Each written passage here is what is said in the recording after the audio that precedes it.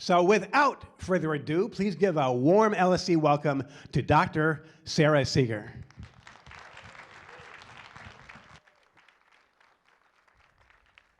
Thank you. Hello. Well, 2 years ago, I was part of a team that made a discovery that shook the world of science, planetary science. It wasn't finding life on Venus. Remember, there's still a question mark. But I'll get to what it was in a moment. First, I want to say that doing this new work, we had to think outside the box. We had to take risks and do some fresh thinking. And that's my invitation to you tonight. To innovate, we have to try new things. Well, the backstory begins a long time ago. Next slide. Billions of years ago, actually, when a simple single-celled bacteria called cyanobacteria figured out something very clever. Now, I'm not sure about you, but I always think of bacteria as being dumb. But they managed to discover how to harness energy from the environment. Photosynthesis, how to use sunlight to create energy, or to get energy to create biomass. And in the process, generated oxygen gas as a waste product. So you all know we need oxygen to breathe. You know how the people who hike up Mount Everest, they run out of oxygen, run out of air. Well, it turns out that on our planet Earth, our oxygen comes from plants and from photosynthetic bacteria. So without that kind of life, we would have no oxygen, yet oxygen fills our atmosphere to 20% by volume. So I just want you to think about that for a moment. First the bacteria, then plants re-engineered our atmosphere. It's pretty powerful. Next slide. So out in the dark night sky, we have so many stars, and just to remind everyone, every star is a sun.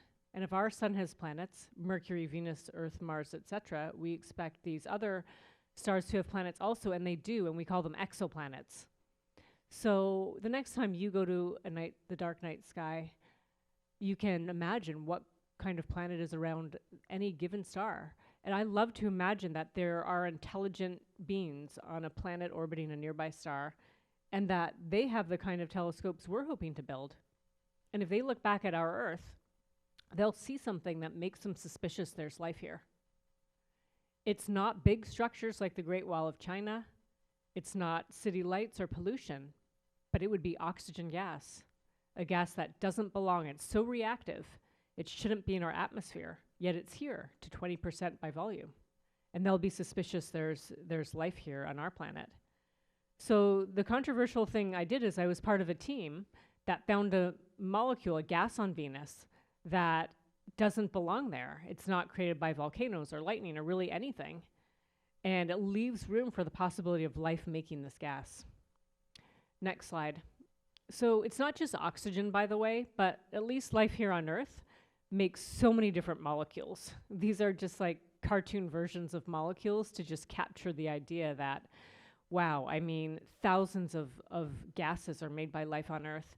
Think about, I don't know if this happens to you, but the food that goes moldy in the fridge and smells terrible. Or if you have a compost in your apartment or home, that smells really bad. Those are all gases made by life. If you walk in a forest, the pine forest and the smells that come off the trees, or you stop to smell the flowers, those are all gases made by life. And my team at MIT, one of the things we've been doing over the years is making like a giant computer code to consider every single gas that could be a possibility as a sign of life on a planet far away.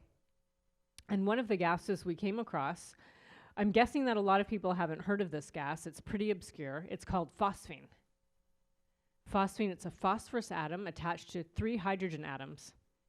And here on Earth, by the way, it's a very rare gas, actually. Our Earth, we hardly have any hydrogen on our planet, or helium for that matter. You know the kid with the helium balloon? You've all been one of those kids and you let go by mistake, and what happens? The balloon floats away. Well, it turns out that it's phosphine. And what happened was, while my team was working on phosphine, oddly enough, and a weird coincidence, but across the globe, another astronomer, Professor Jane Greaves, was also working on phosphine. And when we work in astronomy, sometimes we do go out on a limb, and she wanted to do something really crazy, and she wanted to search for signs of life on Venus. by way of a gas that doesn't belong. And she chose this gas, phosphine. It's a very rare gas. It's on Earth only associated with life, either life in oxygen-free environments like wetlands. People find it in the laboratory in cell cultures of cells. It's found in animal guts. In Antarctica, over penguin colonies, there's a lot of phosphine, penguin poop. So this professor actually is a radio astronomer using radio telescopes like the ones you see here. You might have to look up. And this picture comes from Chile, from high in the mountains, about 17,000 feet in the Atacama Desert. It's very, very dry. It's great for astronomy.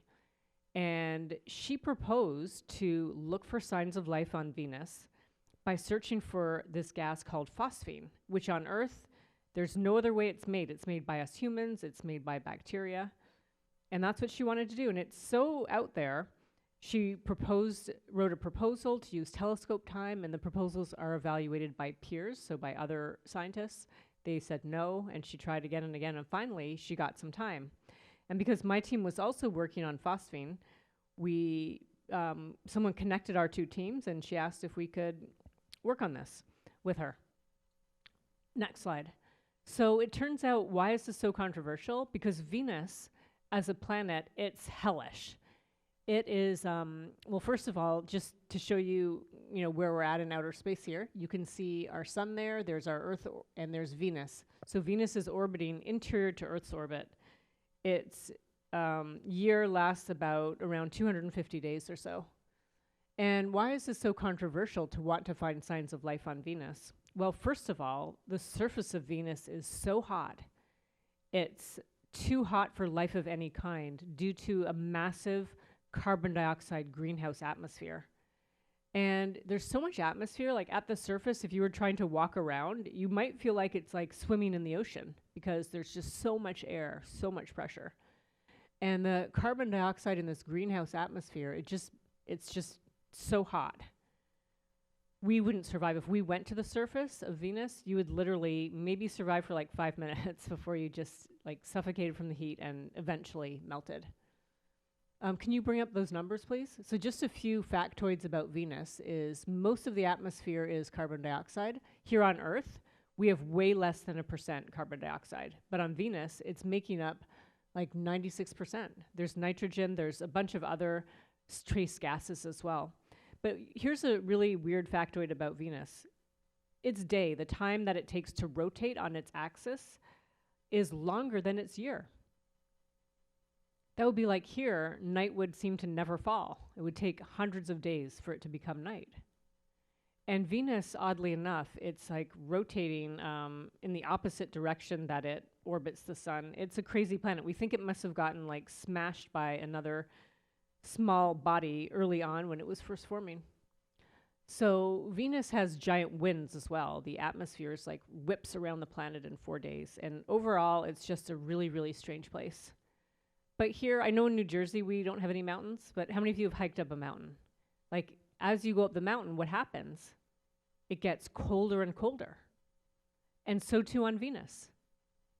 High above the surface, but way higher than any mountain. 50 kilometers above the surface. That's 30 miles or so.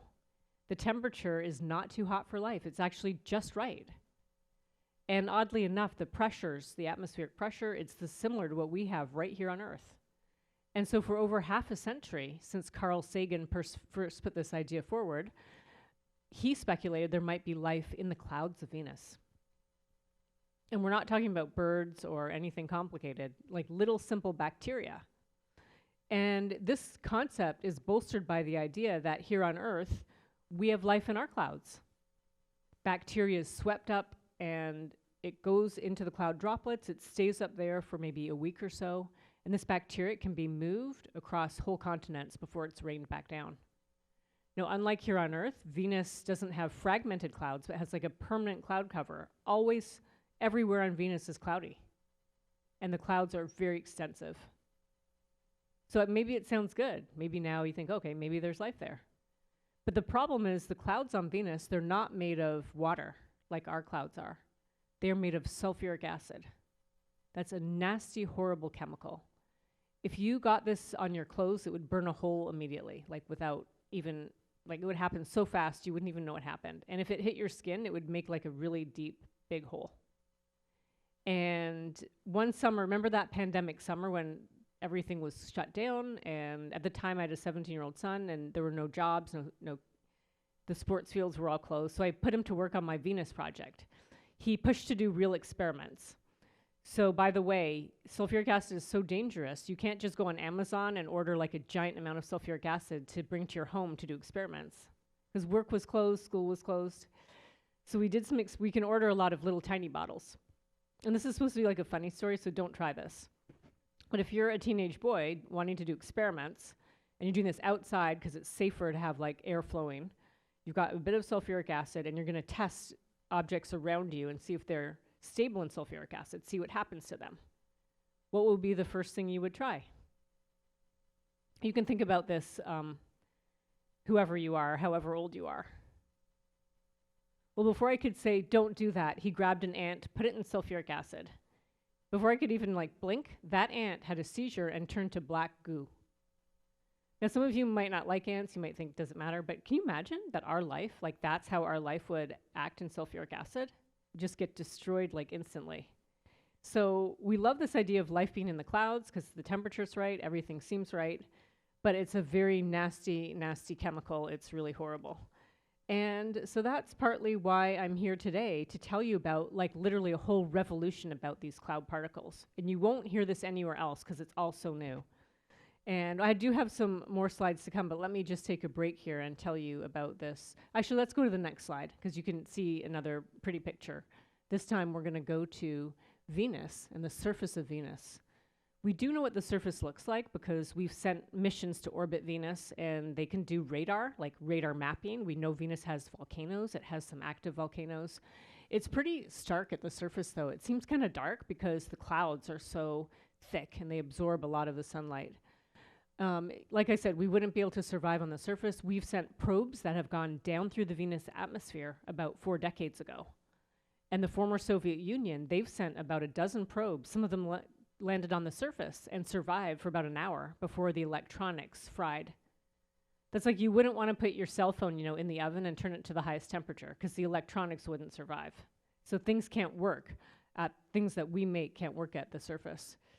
But what's new about Venus is these cloud particles, despite being so horrible and terrible to our own Earth life, they actually, planetary scientists have thought that these droplets are like sterile, that they're like dead to any interesting chemistry at all. And we've been discovering that very complicated molecules can survive in sulfuric acid. People have seeded sulfuric acid, some of my extended research team, with small molecules, small organic molecules, and watched it grow into a rich organic chemistry. And what's really remarkable about this is it's changing the way that we see the planet atmosphere of Venus. And after all that, we did some digging, which means Googling research, you just Google something. And it turned out that other people already knew that sulfuric acid can support very interesting chemistry. And this other industry is nothing to do with astronomy or planets or the Science Museum. It's the oil industry that takes crude oil like you get out of the ground and wants to make those molecules into more sophisticated products like plastic. And they purposely use concentrated sulfuric acid to move these reactions along. And they generate a ton of interesting organic molecules. So it's sort of like that opposite of don't believe everything you hear. Maybe be open to like crazy things and see where it takes you. Next slide.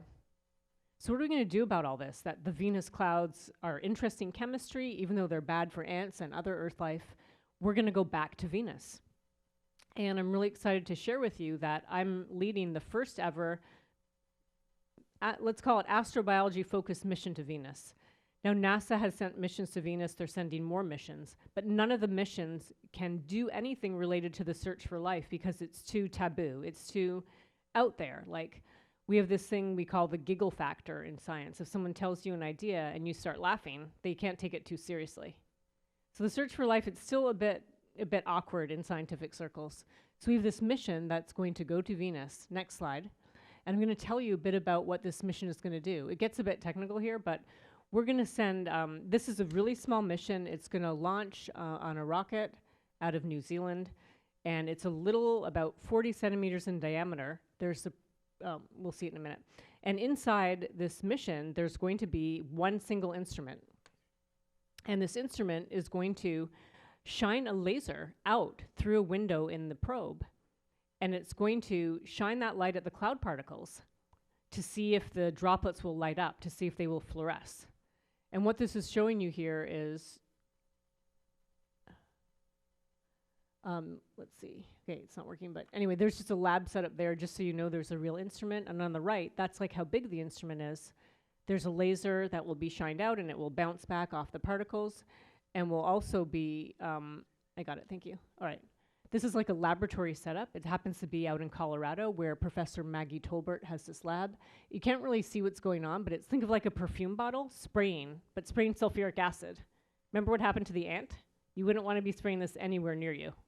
So it's in this fume hood where air is being sucked up, and it goes through this tube, and then the droplets fall back down where they're collected into a chamber. But while it's falling down, there's this instrument shining a light through this little hole here, and it's trying to see if the particles will light up, if they will fluoresce. And if they do fluoresce, it means they're not plain sulfuric acid, but that inside there's some interesting organic molecules. That's not going to mean there's life there, but it takes us one step closer because all life needs and uses and is made of organic molecules. So we're really excited about this mission. It's going to go to Venus. Here's just how small it is. And it's going to do a couple other things as well. Next slide. Here's what the probe will look like that the instrument will be in. So you can see this, it's got this special shape, so as it barrels down through the atmosphere, it will slow down. And we have to put a really special coating all around this probe, because otherwise it would just vaporize in the atmosphere. The heat from going through the atmosphere so fast would just ruin it. And it's just showing you a few things in. There's a pressure vessel inside the probe to keep the pressures like just so the instrument and everything can work. And it's showing you where the instrument will be, and it will shine out through a window in the pressure vessel and another window on the outside of the probe. And this is showing you like a cartoon of the particles. Next slide. I think now we're going to move to an animation of what it might be like to go to Venus. A rocket will launch from New Zealand, and at the very top of the rocket, there will be a little spacecraft called Photon. And this spacecraft is like a cruise vehicle that will take a few months to get to Venus.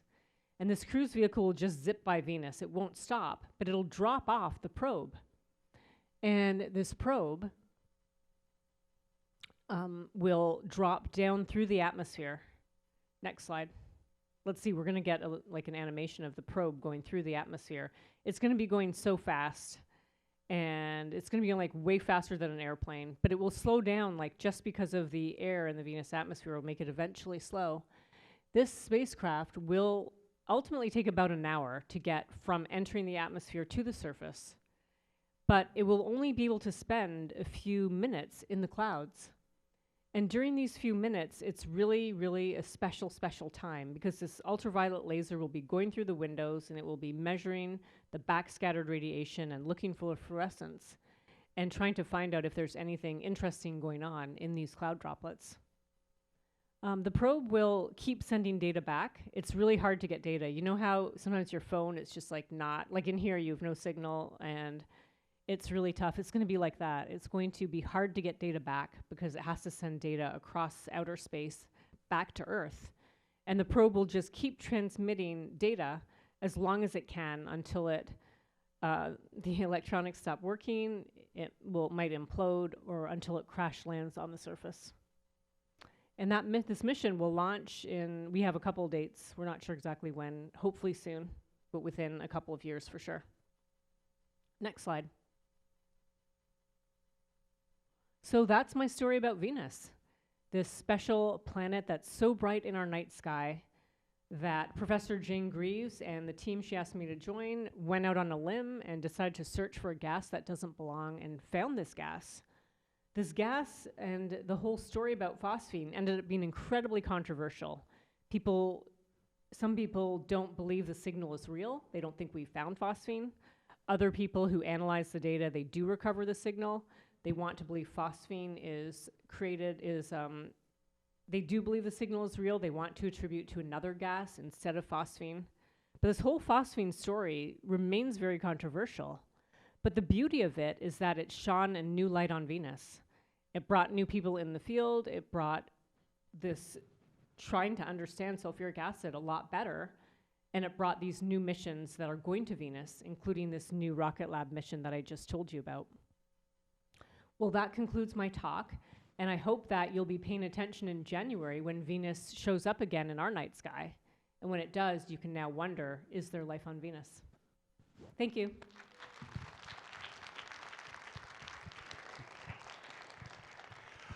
All right, thank you so much, Dr. Seager.